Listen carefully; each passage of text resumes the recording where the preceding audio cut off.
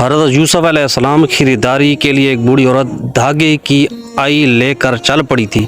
کسی نے پوچھا کہ اماں تم کہاں جا رہی ہو؟ کہنے لگی یوسف علیہ السلام کو خریدنے جا رہی ہوں۔ اس نے کہا اماں ان کو خریدنے کے لیے تو بڑے بڑے امیر آئے ہوئے ہیں، وقت کے بڑے بڑے نواب آئے ہوئے ہیں، امراء آئے ہوئے ہیں، تو یوسف علیہ السلام کو کیسے خرید سکے گی؟ کہنے لگی کہ میرا دل بھی جانتا ہے کہ یوسف علیہ السلام کو میں خرید نہیں سکوں گی، لیکن میرے دل میں ایک بات ہے۔ وہ کہنے لگا کون سی بات ہے؟ کہنے لگی کل قیامت کے دن جب اللہ رب العزت کہیں گے کہ میرے یوسف علیہ السلام کو خریدنے والے کہاں ہیں، تو میں بھی یوسف علیہ السلام کے خریداروں میں شامل ہو سکوں گی۔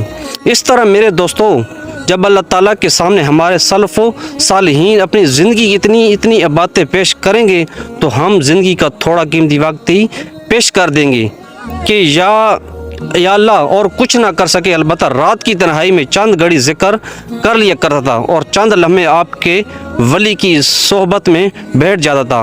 اگر ویڈیو اچھی لگے تو دوستوں میں لازمی شیئر کیجیے گا۔ اللہ حافظ۔